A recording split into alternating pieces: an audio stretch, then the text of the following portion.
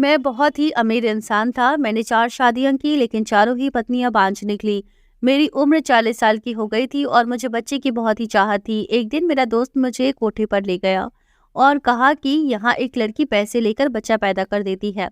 मैं राज़ी हो गया और जब मैं उस लड़की के पास गया तो मेरे सर पर आसमान गिर पड़ा, क्योंकि वो लड़की तो मेरा नाम समीर है। मैं बहुत अमीर था। बच्चे की तमन्ना में मैं शादी पर शादी करता गया और ऐसे करते करते मैंने 4 शादियां कर ली, लेकिन मेरी किस्मत में बच्चा नहीं था। मेरी चारों ही पत्नियां बांझ निकली। मुझे कोई औलाद न हुई। एक दिन मेरा दोस्त मुझसे कहने लगा कि एक तवायफ है, वह पैसे लेकर बच्चा पैदा कर देती है। मैंने उस औरत को घर बुलाकर उसके चेहरे पर लगा मास्क उतारा तो मेरे सर पर आसमान गिर पड़ा था, क्योंकि मैं अपने दोस्त के साथ जिस जगह गया था वहां की रातें जागती थी और दिन सोते थे। हर तरफ से गानों की आवाज और ढोलक की थाप के साथ घुंघरू की आवाज आ रही थी। मैं अपने दोस्त के साथ चलता हुआ तेजी से कदम उठाता जा रहा था। उस वक्त मेरा दिल तेजी से धड़क रहा था।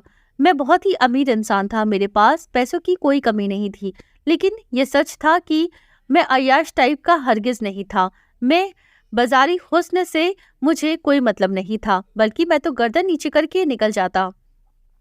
और अब भी जब मेरा दोस्त मुझे इन बदनाम गलियों में लेकर आया था तो मैं सर नीचे किए हुए चला जा रहा था कि कहीं कोई मुझे पहचान न ले, क्योंकि मेरा शुमार बड़े बड़े बिजनेसमैन में होता था। मैं अपनी इज्जत के लिए डर रहा था। यह मेरी मजबूरी थी कि जो मुझे यहाँ पर खींच कर लाई थी। काफी पुरानी इमारतें थी, छोटी छोटी गलियां थी। हर 2 मंजिल इमारत की नाच गाने की आवाज गूंज रही थी। इमारतों के बाहर मुंह में पान दबाए उस कोठे की दलाल खड़ी ग्राहकों को अपने कोठे में जाने के लिए कह रही थी। साथ ही बेबाक शब्द भी बोल रही थी। साहब, हमारे कोठे को इज्जत बख्श के तो देखो, आपकी तबीयत हरी हो जाएगी। इस तरीके की बातें सुनकर मैं शर्म से जमीन में गड़ा जा रहा था। मेरा चेहरा लाल हो गया था। मैंने कभी इस तरह की बातें नहीं सुनी थी। लगता था जैसे कोई कारोबारी कपड़े का बाजार हो और दुकानदार अपनी चीजों की तारीफ करके उसे बेच रहा हो। क्या औरत इतनी सस्ती और मामूली सी चीज थी? खैर, मैंने दिल ही दिल में दोस्त की बात मानकर बहुत पछता रहा था। मुझे यहाँ आना ही नहीं चाहिए था। यहाँ आकर मैंने बहुत बड़ी गलती कर दी थी। मेरा जी चाह रहा था कि मैं यहाँ से वापस चला जाऊं कि तभी एक कोठे के पास जाकर मेरे दोस्त राजेश के कदम रुक गए थे। इससे पहले कि मैं मना करता, राजेश ने मेरा हाथ पकड़ा और उसकी सीढ़ियां चढ़ने लगा। सीढ़ियां सीमेंट की बनी हुई थी और सीढ़ियों की दीवारों पर पान के दाग लगे हुए थे। चारों तरफ अजीब सी गंदी बदबू फैली हुई थी। हम लोग ऊपर गए तो आंगन में सफेद चांदनी बिछी हुई थी और शराब गुलाब के फूलों से मिलकर एक अजीब सी बू का एहसास हो रहा था। सामने सफेद चांदनी पर लाल रंग के तकिए टिकाए एक मोटी सी औरत बैठी हुई थी और जिसके सामने एक खूबसूरत सी लड़की डांस कर रही थी। पाँव में घुंघरू पहने गीत और गानों के बोल पर डांस कर रही थी। सामने कालीन पर हारमोनियम और ढोलक वाले बैठे थे जो अलग ही अपना एक राग बजा रहे थे। सामने एक अधेड़ उम्र मोटी सी औरत मुंह में पान दबाए उस लड़की के डांस को देखते हुए पाँव हिला रही थी। मुझे वहां का माहौल देखकर दहशत सी होने लगी थी। मैंने राजेश से कहा कि चलो यहाँ से, मुझे यहाँ कोई बात नहीं करनी। तो वह कहने लगा, अरे मर्द बनो, क्यों डर रहे हो? मुझे उस तख्त पर बैठी औरत के पास ले गया। वह शायद राजेश को पहले से जानती थी। मुझे उसके साथ देखकर सर से पांव तक राजेश से आंखों के इशारों में पूछने लगी, यह कौन है? राजेश ने कहा कि यह मेरा दोस्त है, इसी सिवा से मिलना है, क्योंकि इससे एक बच्चे की चाहत है। उसने झट ही मेरे आने की असल वजह भी बता दी थी। उस औरत ने पहले गुलदान में पान की पीक मारी, फिर मुझे देखने लगी, कहने लगी, बैठो मियाँ, यूं खड़े खड़े तो बात नहीं होगी तुमसे। मैं वहां रुकना भी नहीं चाहता था, बस मेरी मजबूरी और बेबसी थी मुझे यहाँ खींच लाई थी। मैं तख्त के फुट पर जाकर टिक गया। वह कहने लगी, देखो साहब, मैं पैसों की कमी नहीं करती। पूरे साल लड़की की मेरे काम की नहीं रहती। तेरे बच्चे को अपने पेट में पालेगी तो कमा कर तो देगी नहीं, इसीलिए 10 लाख लूंगी। आधी रकम पहले देनी पड़ेगी। मेरा दिल अभी अंदर से बेचैन था। मैंने एक नजर राजेश को देखा तो वह मुझे दिलासा देने लगा। मैंने कहा, मैं लड़की को यहाँ नहीं रखूंगा। वह कहने लगी कि 15 लाख दो तो अपनी लड़की को साथ ले जा सकते हो। मैंने जेब से अपनी चेकबुक निकाली और 15 लाख का चेक उसे दे दिया। मेरे लिए पैसों का तो कोई समस्या ही नहीं थी। उस औरत की आंखें फटी की फटी रह गई जब मैंने उसे 15 लाख का चेक दिया था। तब देखकर वह कुछ बोल ही नहीं पाई थी। फिर थोड़ी देर बाद मुझे देखकर मुस्कुराने लगी। फिर उसने एक लड़की को आवाज लगाई, अरे चमेली कहाँ मर गई। उसकी एक पुकार पर वह लड़की उसके पास आ गई। वह सांवली सी लड़की थी, चेहरे के नैन नक्श अच्छे थे। फिर उस औरत ने वहां कहा, चमेली यह सीमा का ग्राहक है, उसे कहो कि तैयारी कर ले। इससे पहले कि वह चमेली नाम की लड़की हुक्म को पूरा करती, मैंने उससे कहा कि मैं पहले लड़की को देखना चाहता हूँ। लड़की खूबसूरत होनी चाहिए क्योंकि मुझे बच्चा खूबसूरत चाहिए। मेरी बात सुनकर वो औरत हंसने लगी, बोली, हाँ जाकर देख लो, होश ना उड़ जाए तो कहना। जा चमेली साहब को सीमा का दीदार करवा दे। चमेली मुझसे कहने लगी, आइए साहब। मैं खड़ा हो गया और उससे चमेली नाम की लड़की के साथ चलने लगा। वह लड़की मुझे कमरे के बाहर छोड़कर चली गई। पहली बार मेरा दिल बड़ी जोर जोर से धड़क रहा था। बच्चे की लालच ने मुझे कहां से कहां लाकर खड़ा कर दिया था। ऐसी हालत तो मेरी कभी अपनी पत्नियों के कमरे में जाते हुए नहीं होती थी। शायद बात जायज है या नाजायज की थी। मेरी पत्नियों के साथ मेरा रिश्ता जायज है। फिर मैंने दिल को समझाया, ये लड़की भी मेरे लिए गैर नहीं रहेगी और यह लड़की अब तो मेरे बच्चे को अपनी कोख में जन्म देगी। लेकिन यह मेरी बेबसी थी कि मैं उस राह को चुनने पर मजबूर था। जब मैंने कमरे पर दस्तक दी तो उसने कहा, कौन है, आ जाओ अंदर। मैंने दरवाजा खोला तो सामने एक लड़की आधे घूंघट निकाले सजी संवरी बैठी हुई थी। मैंने बड़ी मुश्किल से उसे बस एक नजर देखा था, फिर कमरे का दरवाजा बंद कर दिया और उसके पास जाकर बैठ गया। मैंने अब तक उसका चेहरा नहीं देखा था क्योंकि वो घूंघट निकाले बैठी थी। मैं उसके सामने जाकर बैठ गया, लेकिन खुद में इतनी हिम्मत नहीं हो रही थी कि उसकी तरफ देखूं और उसका घूंघट उठाऊं। मेरा ज़मीर मुझे इस बात की इजाज़त नहीं दे रहा था, और वह इसीलिए कि मैंने आज तक कोई गुनाह नहीं किया था। जब वह मुझे यूं खामोश देखती रही तो वो लड़की कहने लगी, क्या बात है साहब, पूरी रात क्या ऐसे ही बैठे रहोगे। उस लड़की की आवाज ने मुझे चौंका दिया। मैंने बड़ी मुश्किल से उसकी तरफ देखा जो मेरे लिए बिल्कुल अजनबी थी। देखिए, मैं इसकी कीमत दे चुका हूँ। मैंने मुश्किल से ही अपने हाथों से उसका घूंघट उठाया और जैसे ही उसकी चेहरे की तरफ देखा तो मेरे होश उड़ गए। वो तो मैं बहुत ही दौलत वाला इंसान था, बाप दादा की करोड़ों की जायदाद का इकलौता वारिस था। लेकिन मेरी बदकिस्मती यह थी कि मैं बे औलाद था। मैं खानदानी रईस था। मेरी पहली शादी मेरे माता पिता की पसंद से हुई थी। मेरी पत्नी मेरे पापा की दोस्त की बेटी थी, लेकिन उम्र में मुझसे 7 साल बड़ी थी, लेकिन स्वभाव की बहुत अच्छी थी। मेरी शादी को 10 साल हो गए थे, लेकिन कोई बच्चा नहीं हुआ था। मैंने अपनी पत्नी का बहुत इलाज करवाया, लेकिन वह मुझे बच्चा नहीं दे सकी। मैंने अपने सारे टेस्ट करवाए कि कहीं मुझ में कोई कमी ना हो, लेकिन डॉक्टर्स ने कहा कि आपकी पत्नी कभी मां नहीं बन सकती। आपकी सारी रिपोर्ट्स क्लियर है, आप में कोई कमी नहीं है। 10 साल के लंबे इंतजार के बाद मैंने अपनी पत्नी कविता से कहा कि मुझे दूसरी शादी करनी है क्योंकि मुझे बच्चे की लालसा है। मेरी बात सुनकर कविता बहुत रोई, लेकिन फिर मेरी मजबूरी को देखते हुए उसने मुझे दूसरी शादी की अनुमति दे दी। दूसरी शादी की, लेकिन दूसरी शादी को भी 5 साल हो गए और दूसरी पत्नी से भी मुझे बच्चा नहीं दे सकी। मजबूरी में मैंने तीसरी शादी की, लेकिन 5 साल तक मैंने इंतजार किया और तीसरी पत्नी भी मुझे बच्चा नहीं दे सकी।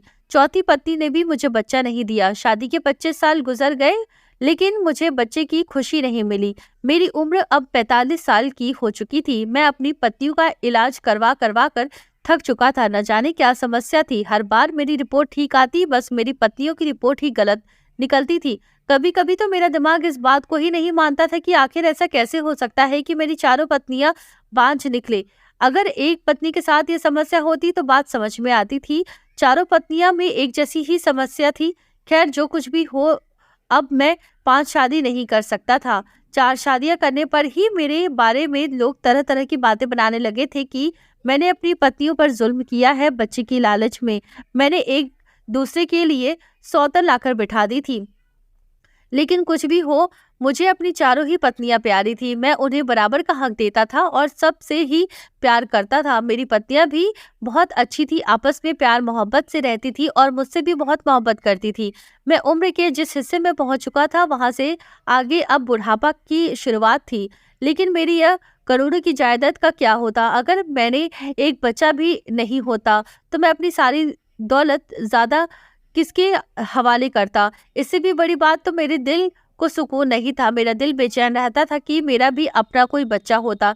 इसी सिलसिले में जब मैंने अपने दोस्त राजेश से बात की तो उसने मुझे यह सख्त रास्ता दिखाया जो बिल्कुल गलत था।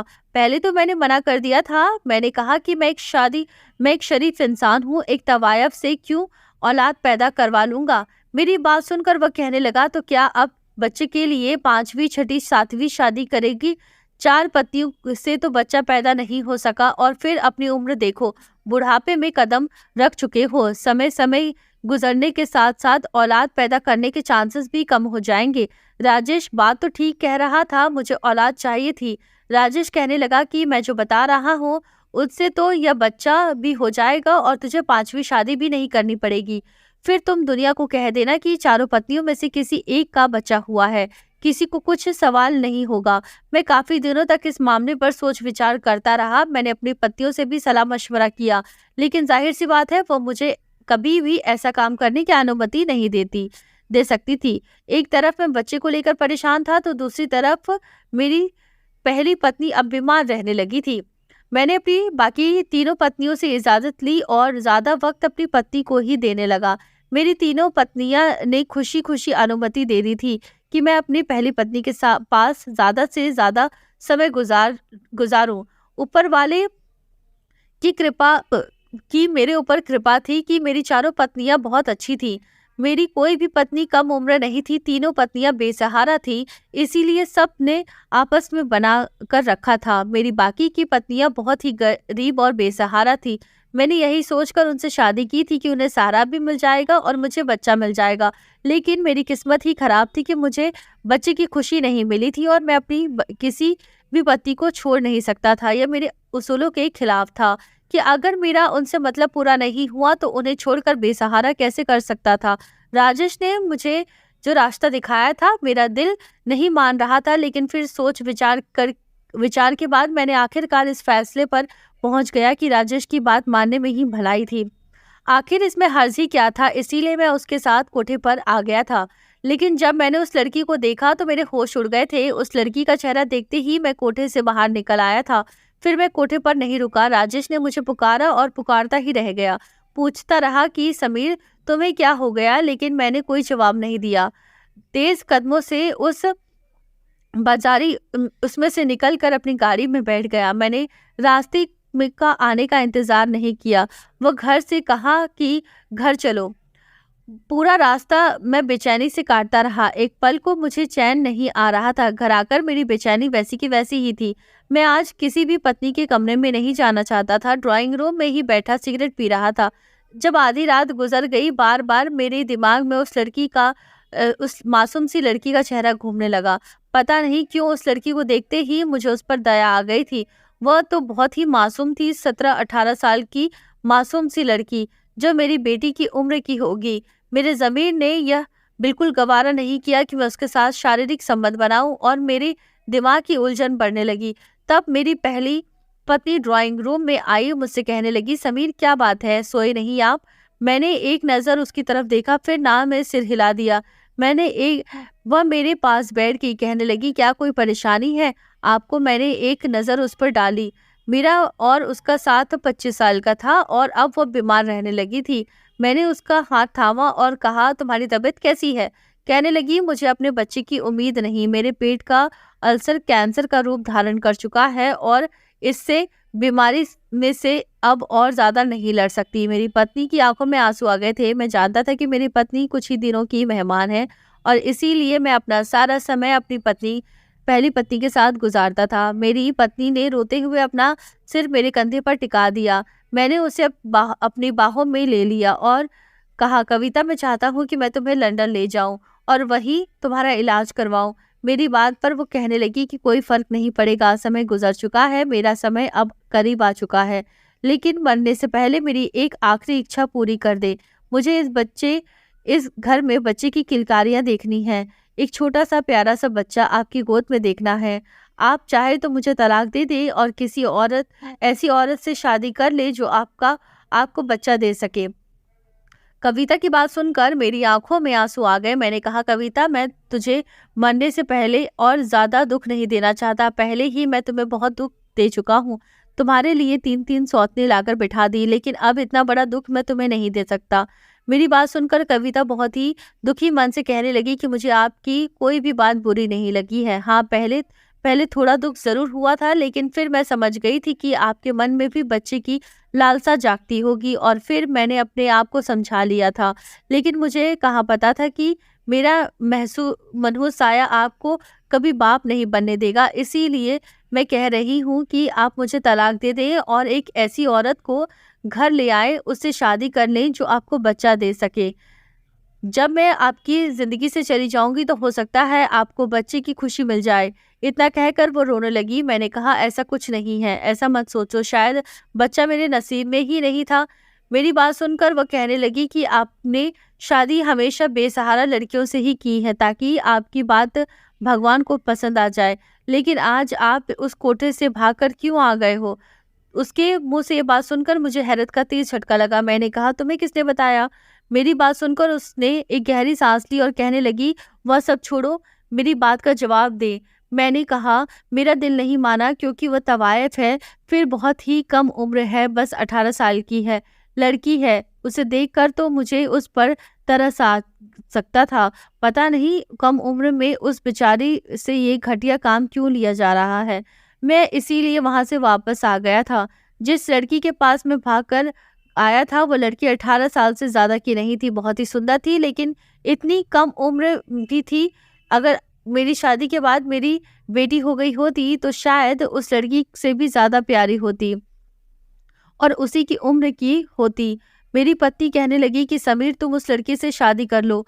मैं हैरान रह गया। मैंने कहा, कविता, तुम होश में तो हो? यह तवायफ भला कब शादी करती है? और फिर उसकी मालकिन मुझे यह अनुमति कैसे देगी? और फिर वह लड़की बहुत छोटी है। मुझे उसके पास जाते हुए भी बहुत शर्म आई थी।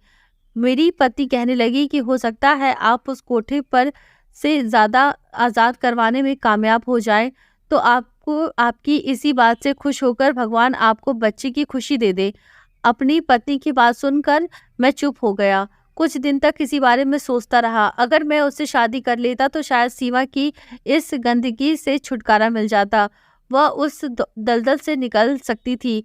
यह ख्याल दिल में आते ही मैं उस कोठे पर दोबारा पहुंच गया। अब मेरी नीयत उस मासूम लड़की को उस गंदे माहौल से निकालने की थी। मैंने 1 करोड़ का चेक उस औरत के हाथ पर रख दिया। वह कभी मुझे तो कभी उस चेक को की तरफ देख रही थी। कहने लगी कि इतनी बड़ी रकम क्यों? मैंने कहा कि मुझे सीमा से शादी करनी है। इस सब के बाद उस लड़की का कोठे से कोई संबंध नहीं रह जाएगा। वह लालची औरत ही फौरन मान गई। सीमा को शादी करके मैं घर ले आया। वह फटी फटी आंखों से मेरा महल जैसा घर देख रही थी। कहने लगी, साहब, आपका घर तो बहुत ही बड़ा है, आप तो बहुत ही अमीर हैं। मुझे खरीदने के साथ साथ अपने घर में काफ़ी कीमती सामान सजा रखा है। मुझे इसका इस तरह से बोलना अच्छा नहीं लग रहा था। मैं उसका कोई ग्राहक नहीं, बल्कि उसका पति था। मैंने अपनी एक पत्नी से कहा कि सीमा को मेरे कमरे में छोड़ आओ, और मैं वहीं लिविंग रूम में बैठकर सिगरेट पीने लगा था। पता नहीं क्यों मेरे अंदर कमरे में जाने की मेरी हिम्मत नहीं हो रही थी। मेरी पहली 4 पत्नियां बहुत ही शरीफ औरतें थीं। उनकी ज़िंदगी में पहला मर्द था, लेकिन सीमा की ज़िंदगी में मेरे अलावा भी न जाने कितने मर्द आए थे। हमदर्दी अपनी जगह थी, लेकिन मैंने उसे पत्नी बनाने के लिए मेरे अंदर जंग छिड़ी हुई थी। जिस वजह से सीमा आई थी, वह गंदगी से भरी हुई जगह थी, और ऐसे में सीमा को पत्नी के रूप में अपनाना बहुत मुश्किल था। लेकिन औलाद की खातिर मैं यह कड़वा घूंट पीने को तैयार था। मैंने सोचा शायद भगवान को मेरी यह नेकी पसंद आ जाए, और मैं अपनी सारी हिम्मत को जमा करके उसके कमरे में गया। लेकिन उस समय तक सीमा सो चुकी थी। वह बहुत ही कम उम्र थी। बेशक मैंने 4 शादियां की थी, लेकिन वह इतनी छोटी थी, और कम उम्र की लड़कियां, उनमें से कोई भी माँ नहीं थी। मैंने सीमा को सोने दिया और खुद भी सो गया। सुबह मेरी आंख खुली तो सीमा मुझे बड़ी हैरत से देख रही थी। रात से जब अब तक मैंने उसे छुआ नहीं था, शायद इसीलिए इतना ज़्यादा हैरान थी। मैंने उठकर उससे कहा कि नाश्ता कर लो, रात को तुमने कुछ नहीं खाया था। तो वो कहने लगी कि बाहर निकल गया खाया था। ये कहते हुए मैं बाहर निकल गया। कुछ देर बाद सीमा भी आ गई। नाश्ते की टेबल पर मेरी सब पत्नियां मौजूद थी। वहीं आकर सीमा भी बैठ गई। मैंने अपने हाथों से एक एक निवाला अपनी चारों पत्नियों को खिलाया। यह मेरा शुरू से नियम था कि मैं एक एक और अपनी पत्नियों को अपने हाथों से जरूर खिलाता था। मैं अपनी सब पत्नियों को एक जैसा प्यार करता था। वह कई दिन ऐसे गुजर गुजर गए थे, लेकिन सीमा के साथ अब मेरा कोई शारीरिक संबंध रिश्ता नहीं बन पाया था। कुछ दिन ऐसे ही गुजर गए थे। एक दिन सीमा मुझसे कहने लगी कि आपने इतने सारे पैसे देकर मुझे क्यों खरीदा है। उसके मुंह से ये सब बातें सुनकर मैं हैरान हो गया। मैंने कहा कि ये बात क्या क्यों कही तुमने? मैंने तुम्हें खरीदा नहीं है, बल्कि तुमसे शादी की है। मुझसे कहने लगी कि बात बुरी लगी थी। वह कहने लगी, मैं जानती हूँ शादी से पहले 1 करोड़ की बड़ी रकम आपने उस कोठे की मालकिन को दी है। मुझे तो लगा कि आप एक रात की का सब्र नहीं करेंगे, मुझसे अपने पैसे वसूल करने की कोशिश करेंगे, लेकिन आप तो। मैं उसकी बात सुनकर हैरान हो गया। उसकी बातों बातों से मुझे बहुत गुस्सा आने लगा था, और वह इससे आगे कुछ बोलती तो शायद मैं उसके मुंह पर थप्पड़ भी मार देता, लेकिन वह चुप हो गई थी। मैंने कहा, तो मेरी पत्नी हो, समझी, कोई बाजारू औरत नहीं हो। ऐसी बात मुंह से दोबारा मत निकालना। न चाहते हुए भी मेरी आवाज तेज हो गई थी। मुझे गुस्से में देखकर सीमा कहने लगी, हम सब तो ऐसी ही बातें करते हैं साहब। मैंने तो होश संभालते ही मर्द के ऐसे ही रूप देखे हैं, नोच खाने वाले, औरत को खिलौना समझने वाले, भूखे कुत्ते जैसे। मुझे हैरत होती कि आप कैसे मर्द हो जिसने मेरी सबसे बड़ी कीमत अदा की हो, लेकिन फिर भी मुझे छुआ ना हो, मुझे आराम से सोने दिया। मुझे हैरत हुई, वरना मैं तो तेज बुखार में होती थी, तब भी कोई मुझे छोड़ता नहीं था। यही कहते हैं कि तेरी कीमत इसीलिए नहीं दी कि तेरे बुखार का ख्याल करे। ये कहते हैं कि सीमा की आंखों में आंसू भर आए थे। फिर उसने अपना हाथ दिखाया। उसके बाजू पर बुरी तरह सिगरेट के निशान थे। ऐसा लग रहा था जैसे उस पर किसी ने बहुत ही बेदर्दी से जुल्म किया हो। उसकी यह हालत देखकर मैंने अपनी आंखें बंद कर ली। सीमा कहने लगी, ये देखिए, तो आप मेरे साथ ये सब करते हैं नहीं ना? तो आप तो बहुत ही शरीफ मर्द हो। मुझे खरीद कर भी तुमने मुझे इस्तेमाल नहीं किया। मैंने कहा, तुम मेरी पत्नी हो और पत्नी के साथ प्यार से पेश आया जाता है, उसके साथ दरिंदगी नहीं की जाती है। यह कहते हुए मैंने सीमा को अपनी बाहों में भर लिया। मैं उसकी आंखों में आंसू नहीं देख सकता था। उस रात मैंने सीमा के शरीर पर न जाने कितने और ऐसे घाव देखे थे, और घाव को देखकर मेरा दिल भी जख्मी हो गया था। मैंने उस पूरी रात सीमा को अपनी मोहब्बत से भी भिगोया। सीमा को तो विश्वास ही नहीं हो रहा था कि मर्द ऐसे भी प्यार करते हैं। उसने तो मर्द का दूसरा ही रूप देखा था। धीरे धीरे सीमा के घाव भी बढ़ने लगे थे, और अब उसकी बेचारी जवानी भी सुधरने लगी थी। वह मेरे रवैया और मेरी मोहब्बत से खुश थी, और धीरे धीरे वह मुझसे बहुत मोहब्बत करने लगी थी। और फिर शादी के कुछ महीने बाद मुझे खुशखबरी मिल गई। सीमा उम्मीद से थी। मुझे तो अपने कानों पर विश्वास ही नहीं हो रहा था। 9 महीने तक मैंने सीमा का बहुत ख्याल रखा, बल्कि उसे बिस्तर से पैर भी नीचे नहीं रखने दिया। और जब तक डिलीवरी का समय आया, तब मैं लेबर रूम के बाहर बहुत ही बेचैनी से काट रहा था। लेकिन जब लेडी डॉक्टर बाहर आई और बेहद परेशानी में कहने लगी कि आपकी पत्नी की हालत है ठीक नहीं है, या तो हम माँ को बचा सकते हैं या फिर बच्चे को। ये सुनकर तो मेरे होश उड़ गए थे। मुझे इतने समय बाद बच्चे की खुशी हो रही थी, लेकिन मेरे सामने अब एक आजमाइश खड़ी थी। इस समय मेरी हालत क्या थी, यह वही इंसान जान सकता है जिस पर यह बीता हो। मैंने अपनी आंखें बंद कर ली। मैंने कहा कि आप माँ को बचाइए, बच्चे का तो भगवान मालिक है। डॉक्टर अंदर चली गई और मेरी आंखों से आंसू बहने लग गए थे। यह सच था कि मेरी पहले से 3 पत्नियां और भी थी, लेकिन मैं अपनी लालच के खातिर किसी की जान लेने का सोच भी नहीं सकता था। मेरा और सीमा का साथ 1 साल का था, और इस 1 साल में मैं सीमा के बहुत करीब हो चुका था। आंसू मेरे बस में नहीं थे, वह मेरी आंखों से बहे जा रहे थे।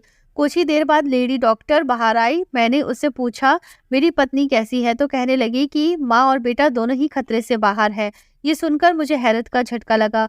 मैं तो खुशी से पागल होने ही वाला था जब नर्स ने मेरे हाथों में मेरे बेटे को डाल दिया। उसे सीने से लगा कर मैं फूट फूट कर रोया था। अस्पताल के सारे लोग इर्द गिर्द जमा हुए थे। उन्हें समझ नहीं आ रहा था कि मैं इतना क्यों रो रहा हूँ, लेकिन मैं क्यों रो रहा था ये तो मैं ही जानता था। मेरे भगवान ने मुझे मेरे सब्र का इतना अच्छा इनाम दिया था। आज मुझे भगवान के चमत्कार पर विश्वास हो गया था। यह मेरे लिए किसी चमत्कार से कम नहीं था। मैं सीमा और बच्चे को लेकर घर आ गया। मेरी पहली पत्नी कविता बच्चे को देकर बहुत खुश थी और फिर 8 दिन बाद वो इस दुनिया से विदा हो गई। मुझे उसके जाने का बहुत दुख था, लेकिन होनी को कौन टाल सकता है। मेरी चारों पत्नियों की मेरे बेटे ने जान बसती थी। आज मेरे बेटे को एक नहीं 4-4 माँओं का प्यार मिल रहा था। अपने घर में यह खुशियाँ देकर मैं बार-बार भगवान को धन्यवाद करता हूँ। दोस्तों, आपको हमारी ये कहानी कैसी लगी है कृपया हमें कमेंट के माध्यम से ज़रूर बताएं, और चैनल पर नए आए हैं तो हमारे चैनल कहानी में अनकही को सब्सक्राइब करना ना भूलें। धन्यवाद।